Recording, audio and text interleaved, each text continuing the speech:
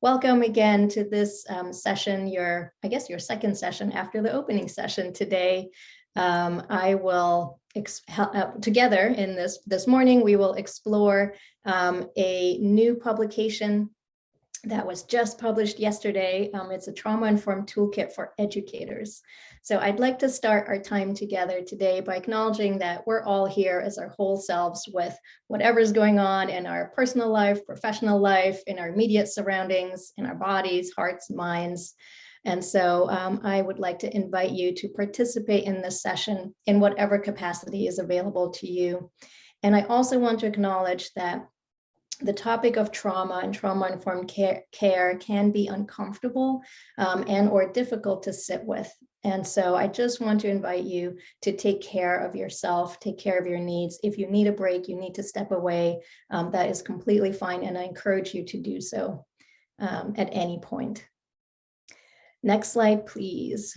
So I know you've already been together for a day and a half, or maybe just a day, and you've already introduced yourself to each other, but I'm new, so I'll go ahead and introduce myself really briefly. So my name is Yasmeen, and I'm currently at the Oregon Natural Resources Education Program ONREP, which is part of OSU Extension. Previously, I worked in the trauma prevention and recovery field, and I did one-on-one sessions with children and adults. I led women's circles and at-risk youth groups, and I also did a lot of trauma-informed care trainings in K-12 schools and in-school residencies with K-12 students, helping them process incidences that happen, like a suicide of a classmate or incidents of sexual harassment, bullying, that kind of thing. So currently what I do in my role, I lead professional development workshops and trainings for educators in the environmental education field. Next slide, please. So we don't have a lot of time together today, and this is a very big topic. So I will briefly start with an opening, and then really the focus today is less on, trauma-informed care and getting into that, because again, there's not enough time, but this is more a session to introduce this toolkit to you, which I hope will be a resource that you can use and, kind of digest and look at a little bit later or after this session. So the overview of the toolkit, very briefly, we'll touch on what is trauma, practical trauma-informed strategies for educators, and in the toolkit, I adapted a lesson to include a trauma-informed lens. Hopefully at the end, we'll have just a little bit of time for a discussion and a closing. Next slide, please. Okay, so for our opening today, don't worry, I know there's a lot of text on this slide and I'm not expecting you to read it, but I will read it out loud for you, and I invite you to join me in imagining the scenario that I will read out loud. I know that we all learn in different ways, and so for those of you who prefer to read along, that's why I put the text on this slide. You're welcome to do so. You can also close your eyes or look out your window, whatever you would like, whatever you're comfortable with. All right, so get comfortable. I encourage you again just to either read along or not, listen to my voice, and imagine this. You are at work and about to begin an activity with students measuring the diameter of tree trunks. After you explain the activity, students start running around excitedly, grabbing measuring tapes and chatting with each other. You notice one student standing a little removed from everyone else, clutching their cell phone. You walk over and tell the student that cell phones are not permitted during class and say, you have to put your cell phone away now and you need to go join the other students in the activity. The student immediately becomes angry and starts yelling at you, clutching the phone tighter and exclaiming loudly that this is unfair. They should not have to give up their phone. Outdoor school is the worst, and they hate it here. The students' heightened emotions are noticed by the other students, and everyone goes quiet and starts shifting around uncomfortably. And now you feel your own nervous system becoming activated, your heart is beating fast, and you feel your face flush. You think back to previous times when you had to tell students to put away their phones and can't remember other students getting this upset about it. So I invite you to take a few moments to reflect on the following questions. And if you could click one more time, please. Thank you. So why do you think the student may have reacted this strongly? And what would you do in this situation? What would your next action or words be?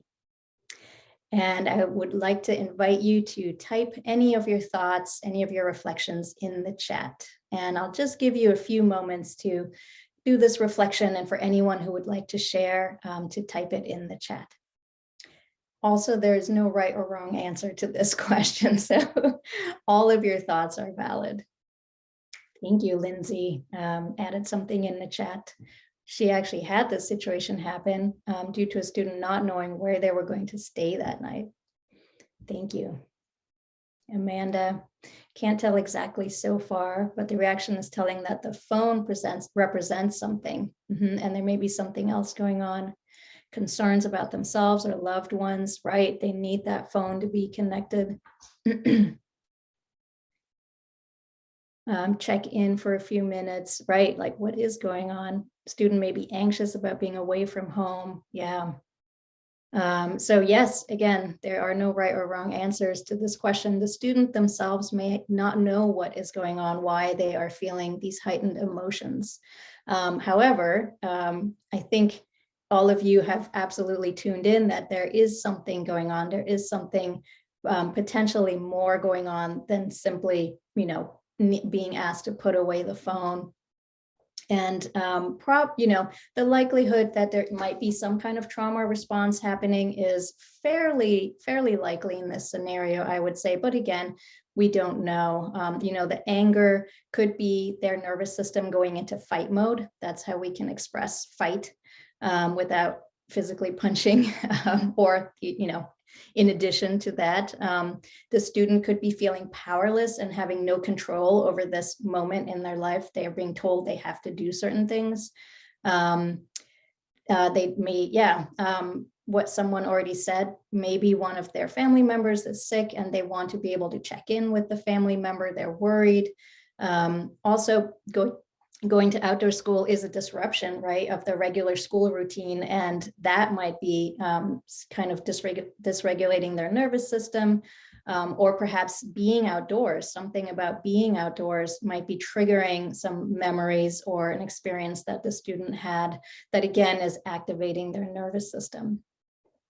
And so many other things. I see that you're adding more to the chat, and I really appreciate it and invite you all and encourage you to go over to the chat and read some of your responses. So the point is, we never know. We don't know what a student is experiencing, what history they have, what previous trauma they might have experienced. We never know. And 9 times out of 10, students labeled as misbehaving are experiencing a trauma response, in which case the word misbehaving is completely inaccurate because their behavior is 100% a reaction to what their nervous system is experiencing. So it is appropriate behavior. It's not misbehavior at all. So again, this is such a big topic. I cannot go into it entirely, but next slide, please. So this brings me to this trauma-informed toolkit that I wrote, and we just published through OSU Extension yesterday. So I will go ahead and pop the link in the chat for you now, but we'll also share with you a little bit more what this toolkit is about. There we go. Okay, next slide, please. So what is it? Karen, I don't know. Yeah, I think you're on it, right? Sorry, I got excited about the link. I'll go back to the screen. Give me just a second. I'm going to stop sharing and find the right one. Give me a second. Okay, sure. So what this toolkit is about. So I wrote it to be this background resource document talking about what is trauma, the neurobiology of trauma, trauma-informed strategies and tools for an educational setting. And then also I included an application piece, so applying a trauma-informed lens to an existing lesson plan. And for that, I used Project Learning Tree's Living with Fire. And if you could advance one more slide, please. Thank you. Okay, so I covered the what on the left-hand side. Why did I write it? trauma-informed care and in education, or really any setting, is such a huge topic. And every time I do a workshop on it or a presentation, I'm never able to cover it in as much detail as I think is useful. And also it's so much to hold that if I just talk about it for 2 or 3 hours, it's hard to remember it all. So I really felt this need to have some kind of background document that I could share with educators that they can refer back to anytime that they need. Also that they can kind of read in chunks and digest it slowly. It doesn't have to be all like, whoo, everything at once, like a big wave. So how might an educator use it? So this toolkit, while it is very long, for those of you who have already clicked on the link, is designed to just support and complement educators' existing knowledge and implementation of trauma-informed care. So the toolkit in and of itself is not enough, is essentially what I'm saying. Again, it's such a big topic, and it's really important to gather information from all kinds of sources, do some in-person workshops, some practice, discuss with others. So it's one of many tools that I hope educators will accumulate in their tool belt. So again, it's a resource reference guide, and on rep, I will also be offering a complimentary workshop to go hand in hand with this toolkit. So for any of you who are interested, please visit the OnRep website, and I will post the link in the chat at the end, and sign up for one of those complimentary workshops to go with it. And then also, again, I really wanted to include an example of taking an existing lesson plan and then putting that trauma-informed lens over it. And I will briefly show you what that looks like in the toolkit. Next slide, please. So I know this is very, very small, and I'm not expecting you to read everything, but wanted to show you a quick example of this table of contents. There's so much in it. But so today, very briefly, if you could click one more time, in just one slide, we'll talk about what is trauma, and then one of the practical trauma-informed strategies for educators, and one more click. And then at the end, very briefly, I'll quickly show you the appendix with the annotated lesson plan. Next slide, please. Okay, so again, briefly, what is trauma? Next slide, please. So this is a huge subject, and we could spend all day on talking about trauma. And again, going into how does it affect the brain, what all is related to it. And so I will, again, very briefly go over it today, but there is so much more in the toolkit, as you might imagine. One more click. So there's no internationally recognized and used definition of trauma. And I believe mostly that is because it is such a unique experience for each individual. There are commonalities between experiences, but it's highly subjective. So the word trauma in ancient Greek means wound. And the Substance Abuse and Mental Health Service Administration defines it as lasting effects on adverse experiences or circumstances. Lasting effects an adverse experience or circumstance has on a person's mental, physical, social, emotional, or spiritual well-being. So it's multifaceted. It is a life-threatening or otherwise overwhelming stress response to something that feels out of a person's control. That's really important, the control piece. Traumatic stress can be induced by a circumstance or event that is perceived as life-threatening, both real and imagined. So when I say imagined, I mean the response that small children might have to thunder. To them, thunder feels life-threatening, even though as adults, we often no longer perceive thunder as a threat to our life. But it doesn't matter, our nervous system reacts the same. So whether perceived or not. Next slide, please. So I don't like talking too much about what specific event or circumstance may or may not lead to a trauma response, because again, trauma responses are so highly individual and unique to everyone and very unpredictable. However, researchers have identified common realms of adverse experiences or circumstances.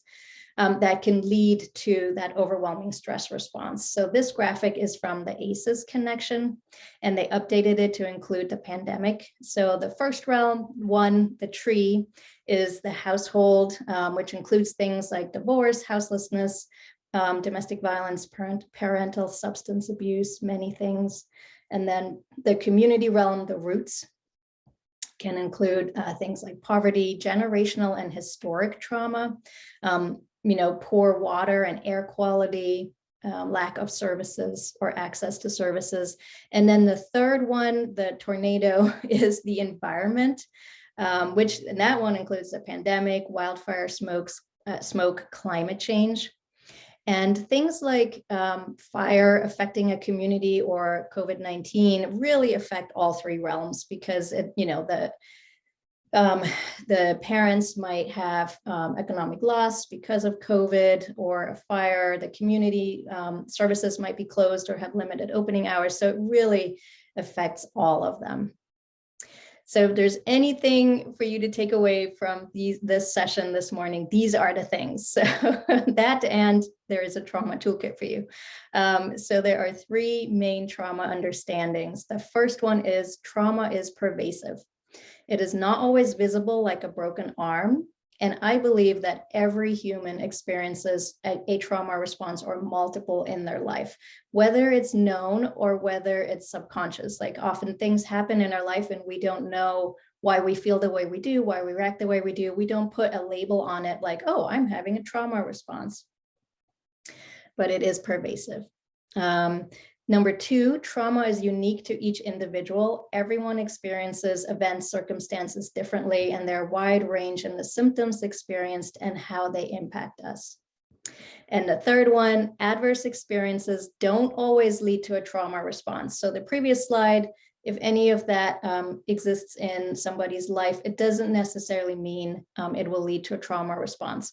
All trauma responses come from stress, but all stress doesn't always lead to a trauma response, and it depends on a variety of risk and resilience factors, such as prior experiences, what social supports are available, access to healthcare, how many healthy supportive relationships does the person have in their life, so what does their support system look like, and then also underlying factors, historical or ancestral trauma, systemic oppression, racism, family culture, cultural beliefs, and so many more. And so again, there's much more about this in the toolkit. And if you're interested, I recommend you go to the toolkit and check it out.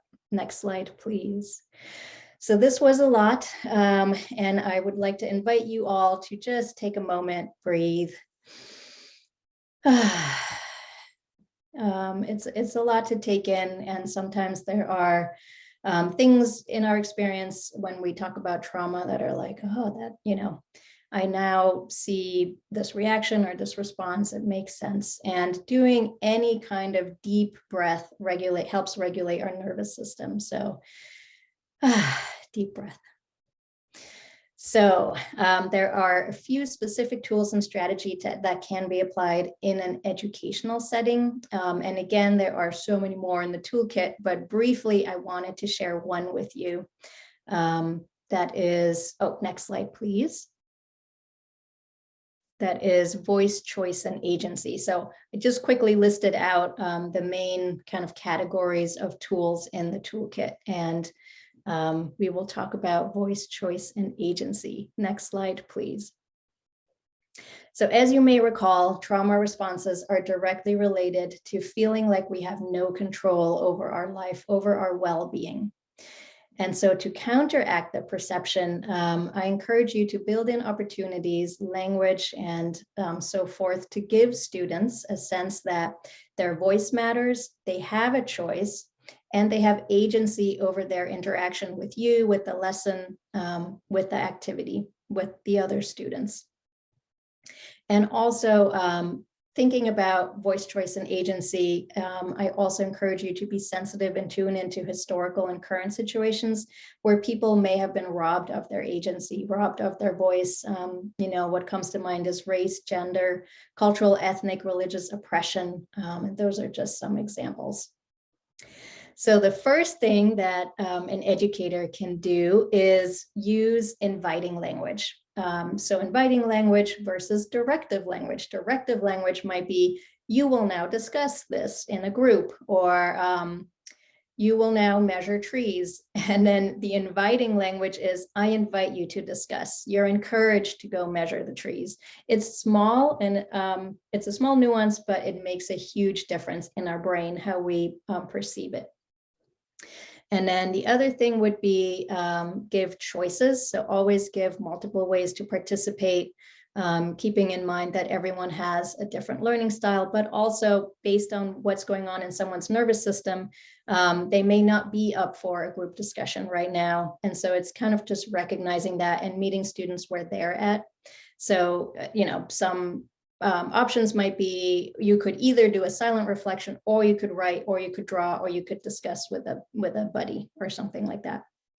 And then validation and normalization. So when a student expresses an emotion, earlier in our opening, some of you suggested talking to the student and checking in, finding out what's going on. So when a student expresses an emotion, especially an uncomfortable one, it's important for them to feel heard and valid.